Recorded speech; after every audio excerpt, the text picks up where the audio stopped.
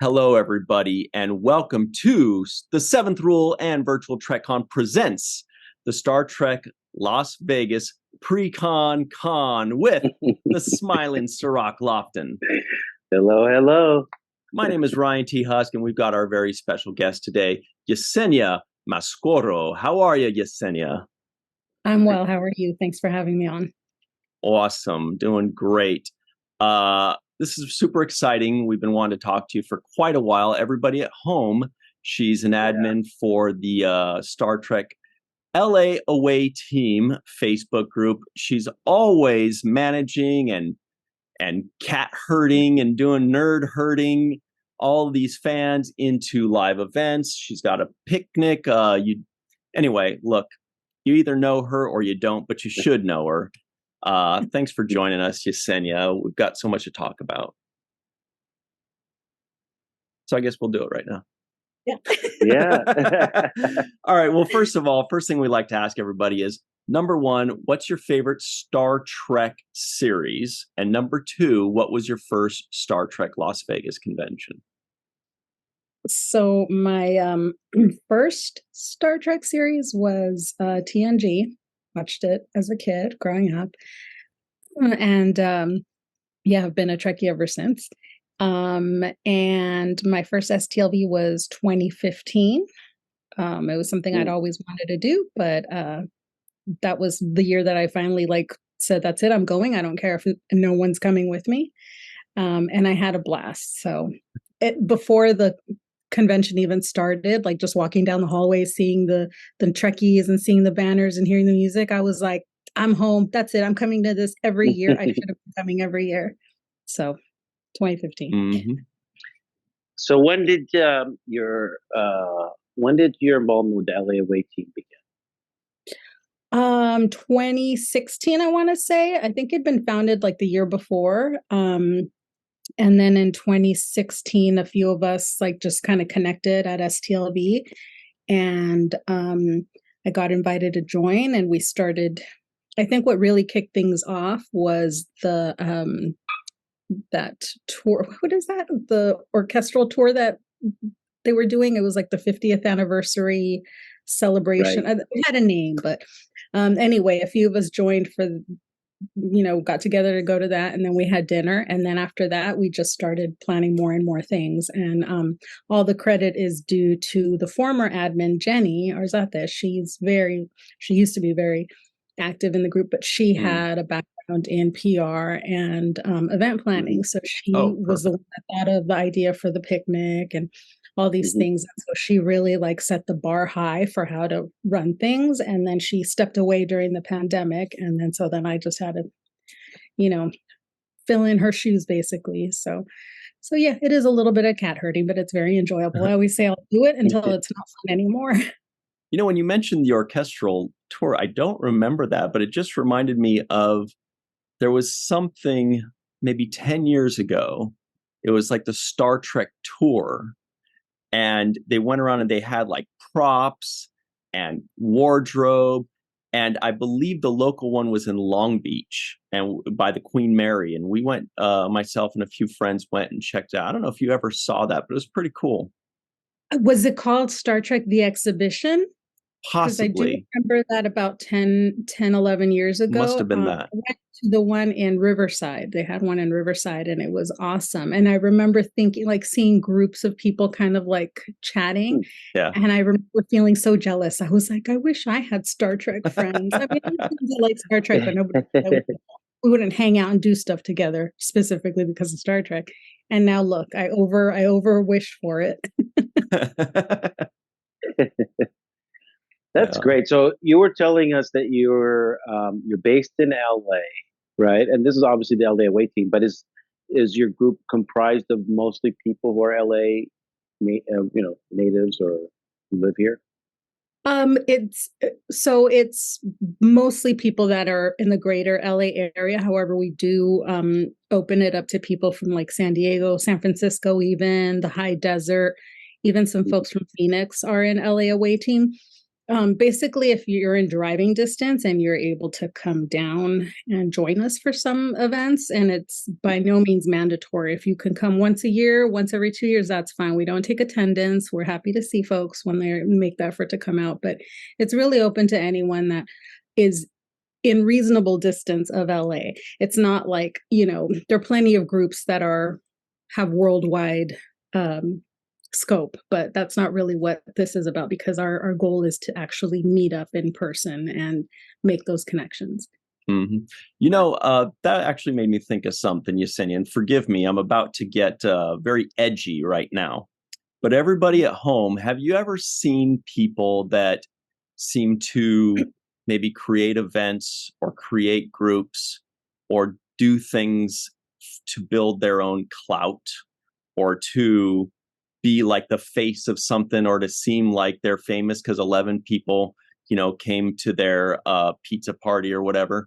Yesenia is the opposite of that. Right now, people are nodding. They know Yesenia is the opposite of that. She puts in so much work, is looking for no credit other than the fact that she's just a true Star Trek fan. And it seems like Yesenia, it seems like you're just a fan of friendship and gatherings and sharing, good vibes. That's what it seems like your goal is. It seems like your goal is you're willing to do as many posts and as much event planning and work as it takes just to gather good people and good feelings together.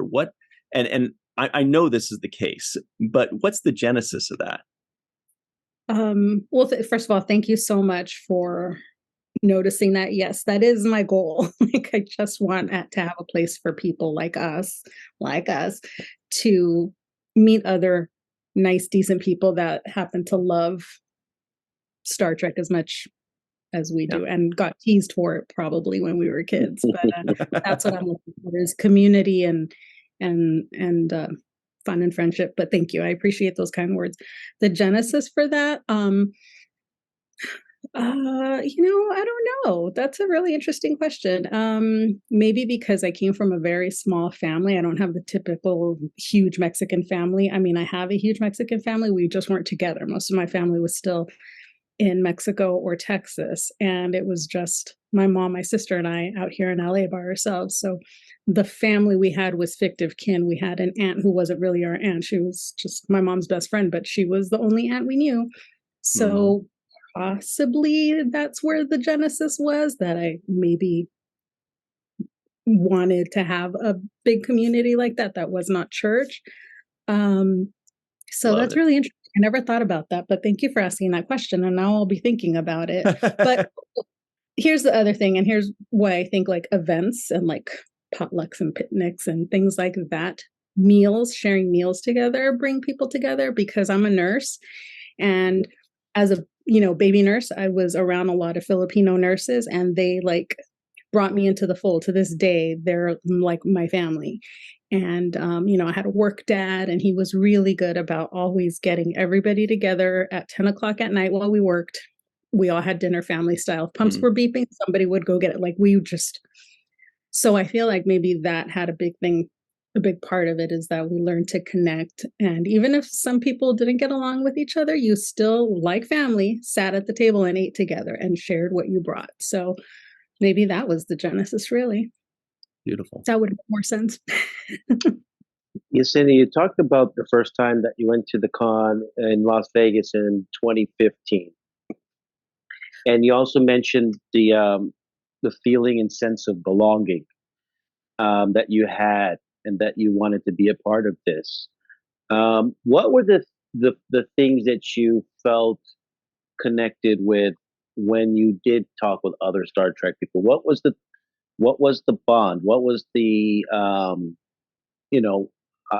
know a little bit of it, but just tell us some of the ways that you build those kinds of friendships at these cons, and how walls are kind of removed. Can you tell us a little bit about that? Sure. Probably the common thread, I think, between most people that enjoy Star Trek the way we do is the hope for the future. Some of us saw ourselves on screen sometimes for the first time ever, sometimes for the first time in a science role, in roles of power and command, roles of leadership. So I think that that may have something to do with it, that we, at some point, humanity will get to a point where we can work together and allow people to develop their interests and their own passions without having to worry about what they're going to eat, if they're able to go to school or not, if they have water, things like that. So I think that is a common theme with most of the cool people that I've met that like Trek, because there are some people that are just into it because of the good guy, bad guy, Kirk. Spaceships. Yeah, kissing all the aliens and all the vroom vroom and all that, zoom zoom, pew pew, whatever. There's that element that really like gets off on that kind of thing. And I've noticed that I tend to not really have much in common with people that only see that aspect of it and not hope. So right. Well, really deep, man. You're asking me some really deep questions. I thought I was just going to talk about crafts. And well, actually, we will definitely talk about crafts starting now. Yesenia, can you tell us a bit about crafts? So much to say. But STLV Craft Swap is a event that goes on at STLV every year on 3 of the 4 days. So Thursday, Friday, Saturday afternoons. We have since omitted Sunday afternoon. But basically it's a group where people get together, whether if they're available or not, they can just show up the days they're available, to exchange mostly handmade items that they've crafted in the weeks and months leading up to STLV. So it started, I believe it's always been a thing. Like people have always made crafts to just give away or trade in line or just very informally. But a few years ago, in the unofficial STLV group, which is now the Star Trek Convention Experiences group, Heather Barker had kind of put it out there like, hey, can we just meet at 5 o'clock? If you can make it, great. If not, that's it. So that's where she got the idea of like a daily meeting kind of thing. And it was just like no minimums, no, you just bring whatever you have. And if you want to trade with someone, you can. If not, you can politely decline and move on. So it's very different than other craft swaps. I've been a crafter for like over 20 years, and I've been in craft swaps before and have organized them. And it's very, very different. Like, it's very regimented. Like you almost have to kind of like audition. You have to show what you can do. Yeah, a little bit. I guess just because, just to create a baseline standard of quality, I guess. So anyway, since I had experience with that, and I know Heather has a lot on her plate at that point, I think it was 2016 or 2017, I said, hey, do you want me to just take this on from you? And she's like, yes, please, thank you.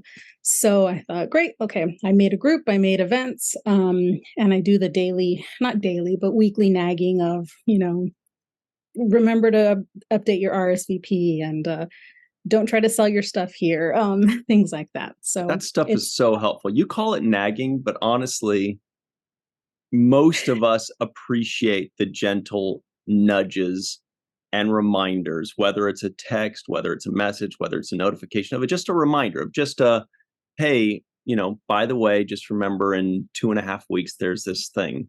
Because, sometimes people are just looking at their phone in the line at Target when they first see the thing and they think I'm going to put it down when I get home, and they don't. So a week later, when they read it at the gas station, they're like, oh shit, thanks for the reminder.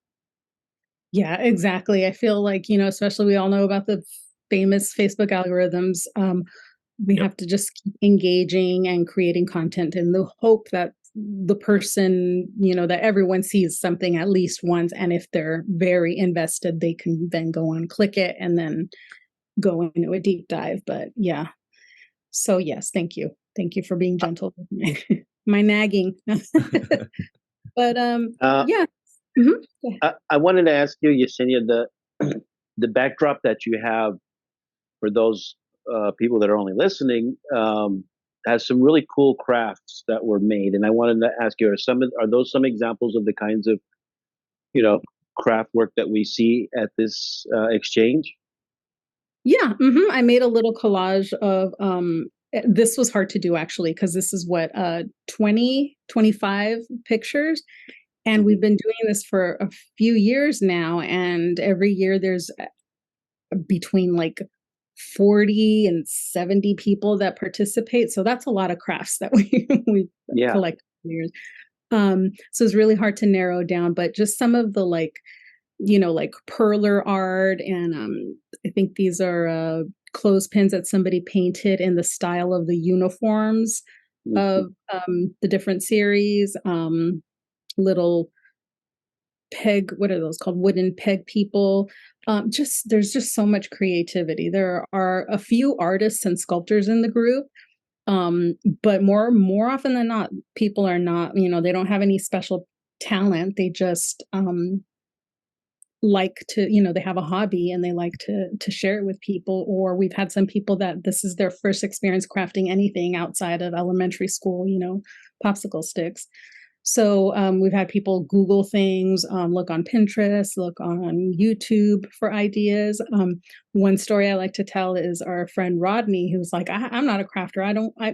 But I want to hang out with y'all. So he came up with like a really quick, what he thought was a lame idea. It was the hit of the swap that day. He got like popsicle sticks and he cut out like Star Trek shaped or printed out Star Trek logos on, and then cut out like a fan basically. So we were all fanning ourselves with it. I still have it to this day. But that's Wow. like an example of someone that isn't a crafter but found a way to make something, and people ended Right. up loving it. So That's yeah, brilliant.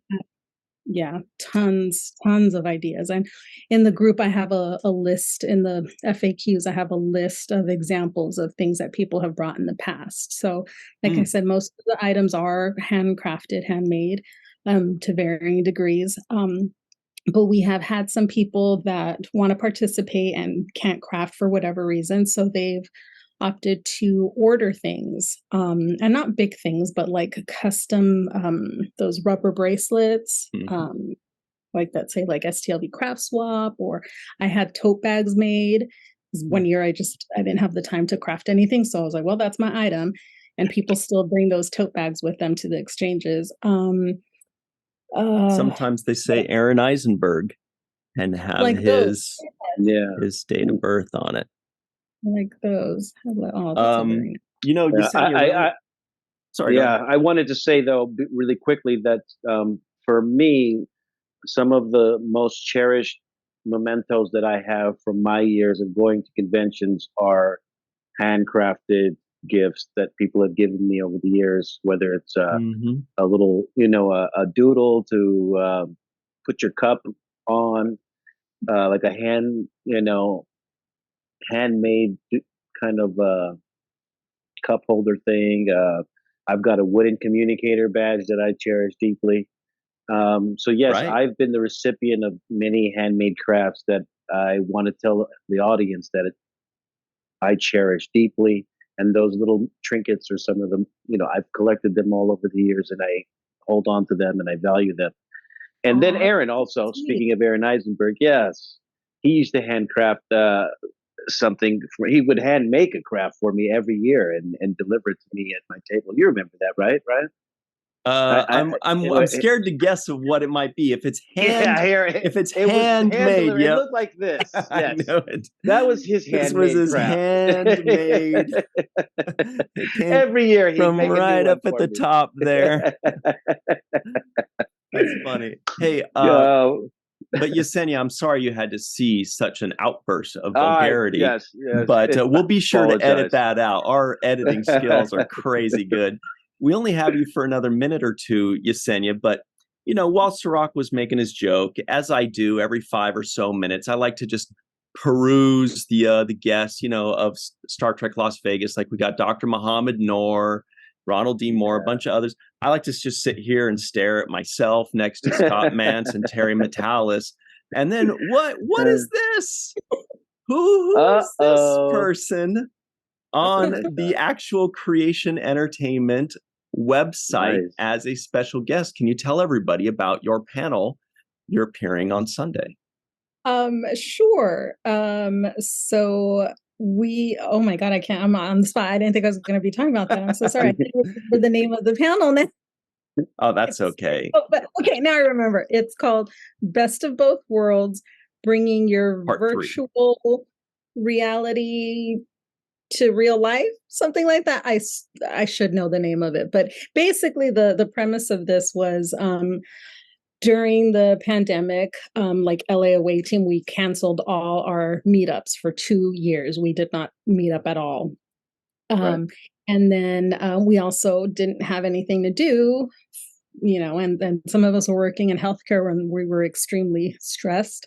So there were virtual communities that popped up and in response to this. And so we're basically going to be talking about like how to pivot online only interactions into your real life and vice versa, how groups like LA Away Team had to pivot in order to still keep that connection, that sense of community without being able to do what we were, founded to do, which was meet up in person. So So that's basically going to be it. And I'm doing that panel with Chad McClellan, who is the admin of Star Trek Watch Party, which started March of 2020. So basically we watch Star Trek every day at 5 p.m., much like Craft Swap. You just meet whether you can. Boy, what a big change in your lifestyle, huh?